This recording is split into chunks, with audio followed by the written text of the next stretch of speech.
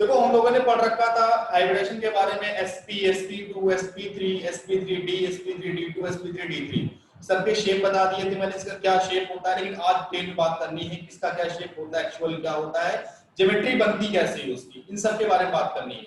लेकिन एक क्वेश्चन ये आता है कि जैसे sp है तो s और p में कौन सा ऑर्बिटल यूज होंगे, s का कौन सा, p का कौन सा। जैसे p में 3 होते हैं, px py pz होता है, d में हमारे 5 होती है, dxy dyz dzx dx2 y2 dz2।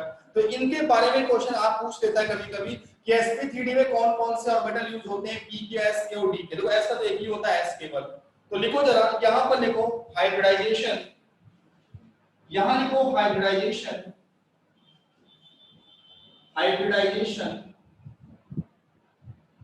ठीक, और यहां पे लिखो ऑर्बिटल्स, हाइब्रिडाइजेशन एंड ऑर्बिटल्स। पहला होता है sp हाइब्रिडाइजेशन। तो sp में कौन यूज होता है, s के साथ या तो px होता है या तो py होता है या तो pz होता है, बस इंटर न्यूक्लियर एक्सिस चेंज होती है, ध्यान रखना, ठीक है। होते तीनों, तीनों में कोई एक होता है और लगा है बीच, ध्यान रखना तीनों नहीं होते हैं। तो sp में एक p आएगा केवल, एक s और एक p के साथ, बस। हाँ px लेंगे तो उसकी इंटर न्यूक्लियर एक्सिस कुछ और होगी, py में कुछ और होगी, ठीक है। दूसरा होता है sp2, sp2 में क्या होगा, s px and py। sp3 में अब 3 p है, मतलब तीनों p यूज होंगे, px भी आएगा, py भी होगा और pz भी होगा। sp3d में कौन सा d होगा, देखो sp3 में तो एक s तीनों p, लेकिन d कौन सा होता है इसमें, d होता है dz2, s px py pz, और d कौन सा होता है, dz2 वाला होता है। अगला है sp3d2, ये तो पूरा सेम होगा, एक डी और आ गया, वो कौन सा डी होगा, वो dx2 y2 होगा, ठीक है। s px py pz dz2 plus dx2 y2, minus नहीं होता, डैश होता है, ध्यान रखना, ठीक है। अगला एक और फिर है sp3d3, अब कौन सा डी आएगा, तो तुमने ये dx2 y2 लिया है, ये तो पूरा सेम होगा, s px py pz dz2 dx2 y2 और साथ में होता है dxy, ठीक है। ये हमारे कितने 6 हाइब्रिडाइजेशन है और उनमें यूज होने वाले ऑर्बिटल्स के हैं।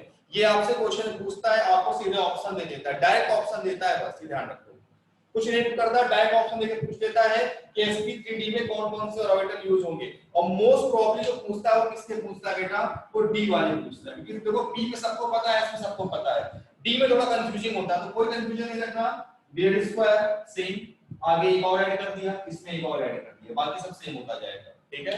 नोट करो जल्दी से।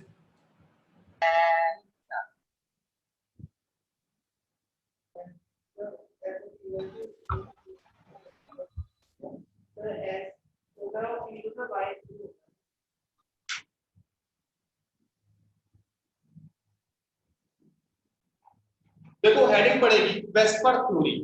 देखो वीवीटी ने हाइब्रिडाइजेशन बता दिया, सब कुछ बता दिया, लेकिन वो ज्योमेट्री नहीं ठीक से बता पाए, वो उसका शेप नहीं बता पाए ठीक से, ज्योमेट्री नहीं बता पाए, क्योंकि बहुत सारे कंपाउंड ऐसे थे जिनके पास लोन पेयर भी था, किसी के पास लोन पेयर था ही नहीं। तो ऐसा जब हुआ तब क्या हुआ, तो वेस्पर थ्योरी है। तो वेस्पर थ्योरी में क्या क्या चीजें आई उनको डिटेल बात करेंगे, बड़ा है ये कंसेप्ट, बहुत लार्ज है और बहुत इंपॉर्टेंट है, इस पे एक क्वेश्चन जरूर आता है नीट और जेईई में, ठीक है। हमें जो जो हमने बीबीटी में पढ़ा इंपॉर्टेंट था, लेकिन बीबीटी बहुत चीजें एक्सप्लेन नहीं कर पाई, तो फिर वेस्पर थ्योरी है, ठीक है। तो वेस्पर थ्योरी के हेड डालो, VSEPR theory, VSEPR theory, VSEPR theory, valence shell electron pair repulsion theory, valence shell electron pair repulsion theory, valence shell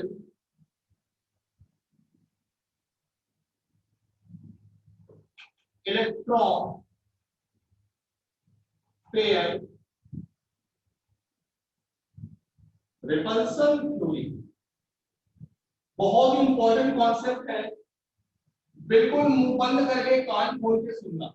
हर एक चीज इसमें डिफाइन की गई है कि जो एटम के पास लोन पेयर होता है उसकी वजह से हाइब्रिडेशन पे क्या इफेक्ट पड़ता है, बॉन्ड की वजह से क्या इफेक्ट पड़ता है, इन सब के बारे में डिटेल में बात की गई है।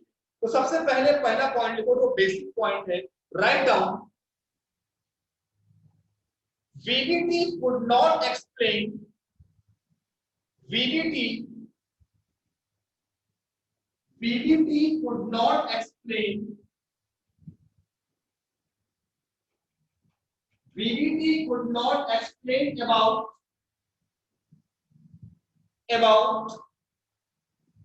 geometry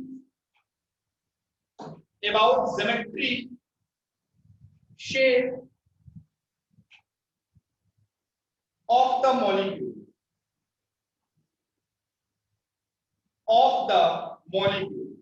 VDT शेप और ज्योमेट्री मॉलिक्यूल की डिफाइन नहीं कर पाया। ठीक है, अब जब नहीं कर पाया तो फिर कौन आया, वेस्पर्ड थ्योरी आया। ठीक है, ये मेन था। अब एक बात समझिए, जब कोई मॉलिक्यूल में उसका स्ट्रक्चर बनाते हैं, एक हमारा सेंट्रल एटम होता है, उस सेंट्रल एटम से चारों तरफ बॉन्ड्स उसके लगे होते हैं। उस सेंट्रल एटम के पास दो तरह के इलेक्ट्रॉन पेयर होते हैं। इलेक्ट्रॉन पेयर मतलब दो इलेक्ट्रॉनों का पेयर। एक क्या होता है, एक वो जो बॉन्ड बनाता है उसको बोलते हैं बॉन्ड पेयर, एक जो बॉन्ड नहीं बनाता है इलेक्ट्रॉन उनको बोलते हैं लोन पेयर। समझे, मतलब जो हमारा एटम का वैलेंस इलेक्ट्रॉन होता है, वैलेंस इलेक्ट्रॉन दो तरह के होते हैं, एक बॉन्ड पेयर जो बॉन्डिंग में पार्टिसिपेट करते हैं, और जो नहीं करते हो, खुला घूमते हैं, छुट्टा घूमते, आवारागर्दी करते हैं, वो होते हैं लोन पेयर। उन्हीं की वजह से स्ट्रक्चर में बड़ा डिस्ट्रक्शन हो जाता है, उनकी आवारागर्दी इतनी बढ़ जाती है, स्ट्रक्चर हमारा ट्रायंगुलर पिरामिडल से क्या हो जाता है, पेंटागोनल पिरामिडल चला जाता है। ठीक है ना, मतलब कुछ भी पर्सन नहीं लगने लगता है। तो लिखो जरा,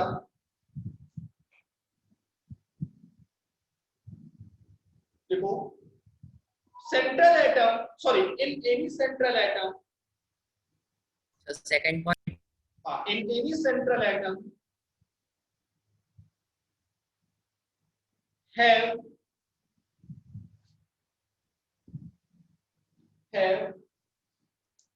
two types of electron pair,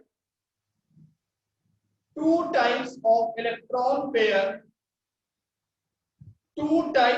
electron pair in valence cell, in its valence cell, sorry, in its valence cell।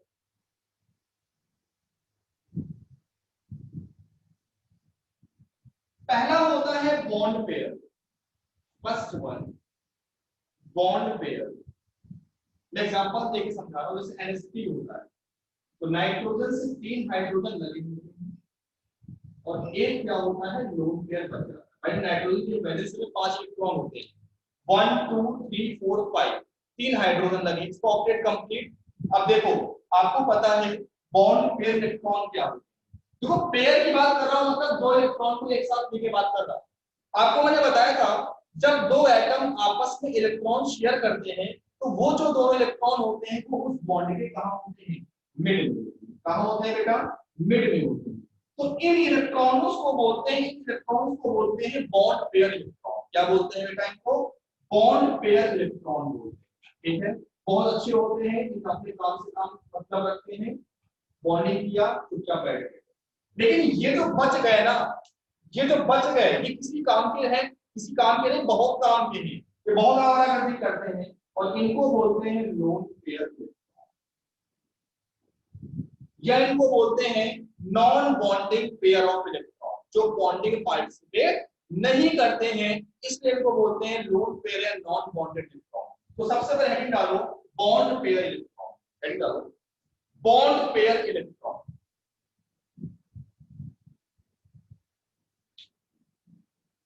देखो, those electron pair which participate in bonding, those electron pair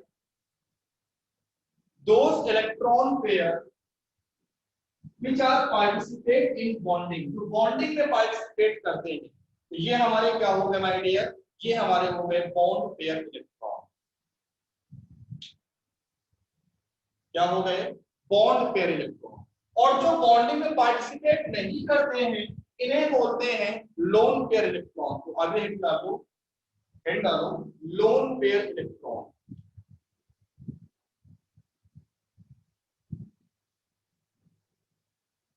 लिख लो those electron pair which are not participate in bonding। जो bonding में participate नहीं करते उन्हें बोलते हैं non bonding electron, non bonding pair of electron या लोन पेयर इलेक्ट्रॉन्स।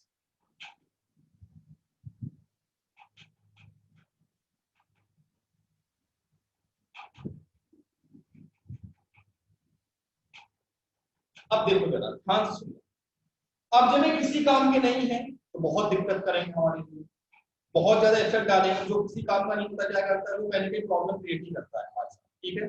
अब एक बात समझो, आपको पता है कि हर कोई स्टेबल रहना चाहता है, दुनिया में हर कोई स्टेबल रहना चाहता है। तो अगर स्टेबिलिटी गेन करना चाहता है तो क्या करेगा, वो कुछ ना कुछ काम करेगा। अब देखो क्या होता है, समझो मेरी बात। अब मैं जो बताने जा रहा हूँ वो इंपॉर्टेंट पार्ट है, इस पर ठीक है। इससे बेस से क्वेश्चन कई बार आया और आपसे क्वेश्चन पूछूंगा भी, ठीक है। अब देखो जरा, जैसे मान लिया हमारे पास ये ए हमारा सेंट्रल एटम, ए हमारा सेंट्रल एटम, ये हमारा सेंट्रल एटम, इससे दो बॉन्ड हैं बी AB2 और इससे दो लोन पेयर। ध्यान समझिए AB2 इसमें बॉन्ड बना रखा है तो ये बॉन्ड पेयर हो गए और जो नहीं बॉन्ड है लोन पेयर हो गए, ठीक है। आपको पता है सेम टाइप के इलेक्ट्रॉन रिपल्सन लगाते हैं, सेम टाइप का चार्ज रिपल्सन अपोजिट में क्या लगाता है, अट्रैक्शन, ठीक है। सेम टाइप के दोनों, तो क्या होगा भाई है तो इलेक्ट्रॉन ही है सभी। तो यहाँ पर कौन सा रिपल्सन लगेगा, लोन पेयर रिपल्सन लगेगा। यहाँ पर कौन सा रिपल्सन लगेगा, लोन पेयर। यहाँ पर लोन पेयर और बॉन्ड पेयर रिपल्सन लगेगा, यहाँ पर बॉन्ड पेयर और बॉन्ड पेयर लगेगा,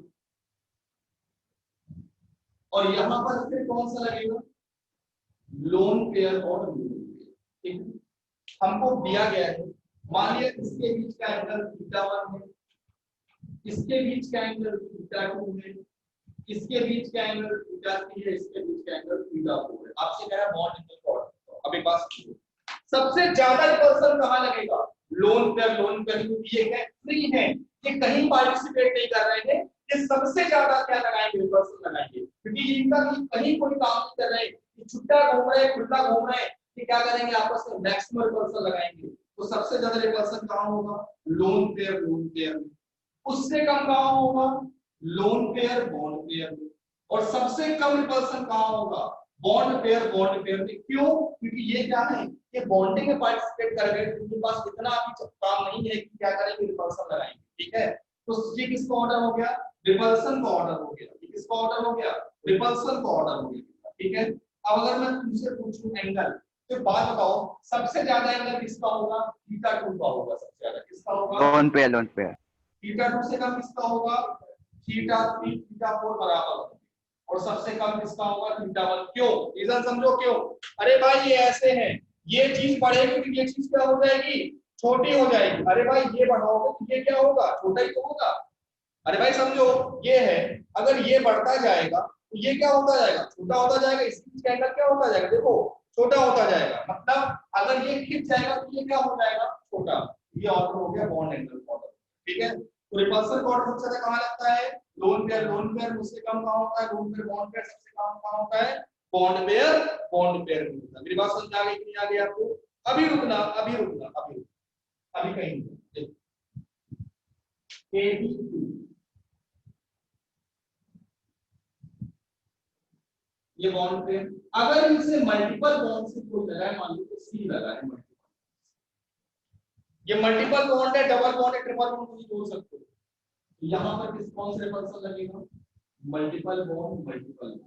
यहां पर ज्यादा इलेक्ट्रॉन है, यहां पर तो एक इलेक्ट्रॉन शेयर कर रहे हैं, दो इलेक्ट्रॉन है, चार यहां, ठीक। यहां पर क्या होगा, मल्टीपल बॉन्ड और सिंगल बॉन्ड, ठीक। यहाँ क्या होगा, सिंगल बॉन्ड सिंगल बॉन्ड, फिर यहाँ क्या होगा, मल्टीपल बॉन्ड सिंगल बॉन्ड। तो सबसे ज्यादा रिपल्सन कहाँ लगेगा, जहां इलेक्ट्रॉन्स ज्यादा होंगे, जहां इलेक्ट्रॉन्स ज्यादा होंगे। तो मल्टीपल बॉन्ड में सबसे ज्यादा रिपल्सन फील होगा, उससे कम कहाँ होगा, मल्टीपल बॉन्ड सिंगल बॉन्ड में, और सबसे कम रिपल्सन कहाँ होगा, सिंगल बॉन्ड। नोट करो, ये दो कॉन्सेप्ट बहुत इंपॉर्टेंट है, इन पे बेस्ड क्वेश्चन भी आ चुका है। सिंपल सा बस ऐसे बना के दे देता है, आपको ऑर्डर पूछ लेता है, और इससे बेस्ड क्वेश्चन को कई बार आ चुका है, तो हमारे लिए मोस्ट इंपॉर्टेंट है। डायरेक्ट पूछा जाता है क्वेश्चन बेटा कि ऑर्डर बताओ क्या।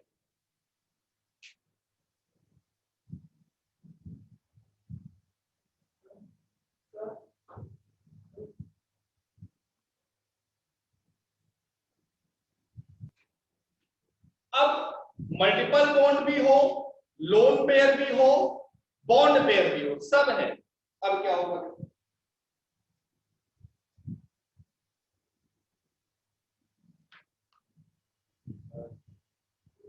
नोट कर लें अभी।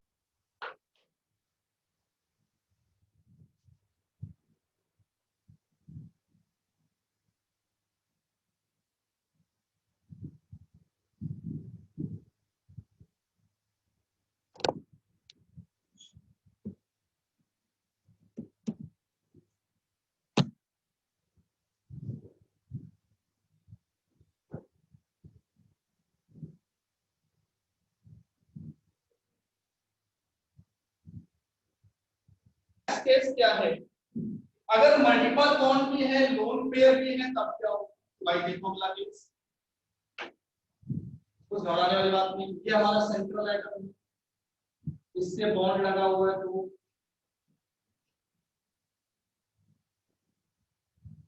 इसके पास एक अच्छा सा लोन पेयर है, और यहाँ क्या लगा है, bond pair, sorry multiple bond, क्या लगा हुआ है, मल्टीपल बॉन्ड लगा है। जरा देखो माय डियर, यहाँ पर क्या होगा, कौन सा रिपल्सन लगेगा, लोन पेयर मल्टीपल बॉन्ड। यहाँ पे कौन सा लगेगा, मल्टीपल बॉन्ड सिंगल बॉन्ड। यहाँ पे क्या लगेगा, बॉन्ड पेयर, ठीक है, सिंगल बॉन्ड लिख सकते हो, कोई दिक्कत नहीं। और यहाँ क्या लगेगा, लोन पेयर बॉन्ड पेयर। सबसे ज्यादा रिपल्सन कहाँ लगेगा, जहां ज्यादा इलेक्ट्रॉन, सबसे ज्यादा कहाँ लगेगा, मल्टीपल बॉन्ड वाले केस में लगेगा। तो क्या होगा सबसे ज्यादा भाई, सबसे ज्यादा रिपल्सन लगेगा लोन पेयर और मल्टीपल बॉन्ड। उससे कम रिपल्सन कहाँ लगेगा भाई, जरा बोलो, उससे कम रिपल्सन कहाँ लगेगा, लोन पेयर मल्टीपल बॉन्ड के पास कहाँ लगेगा, multiple bond single bond.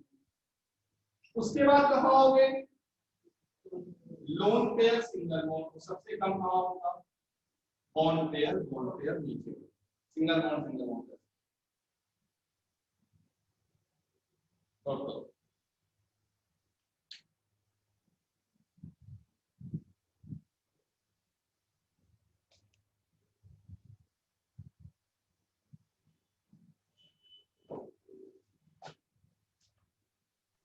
Sir ये कौन है, अंकित सर इज बेस्ट।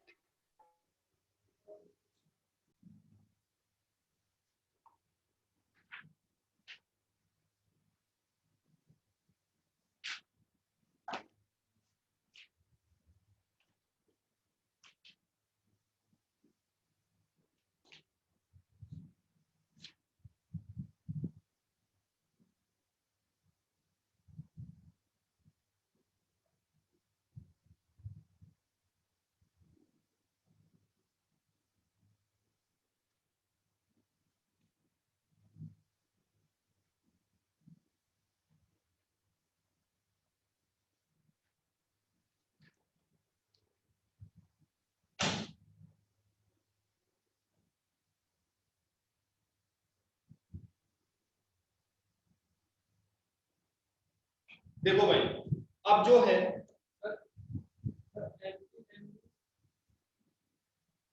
अब देखो, अब हमने लोन पेयर निकालना सीख लिया था पिछले टर्म पे, बॉन्ड पेयर निकालना सीख लिया था। अब क्वेश्चन ऐसा आ सकता है कि स्ट्रक्चर में हमसे हाइब्रिडेशन पूछा है, उसमें लोन पेयर रिप्रेजेंट होंगे, बॉन्ड पेयर रिप्रेजेंट होंगे, तो कैसे निकालेंगे, उसकी ज्योमेट्री कैसे डिफाइन करेंगे, उसको बॉन्ड एंगल कैसे डिफाइन करेंगे। तो भाई चलो, थोड़ा पेज को आप क्या करोगे, आप पेज को मोल्ड कर लो, जैसे आप लिख रहे हो कॉपी पलट दो, उसमें आ जाओ लैंडस्केप में, ठीक है। न्यू पेज से लिखना, लैंडस्केप में आ जाओ, कई सारे स्ट्रक्चर बनेंगे।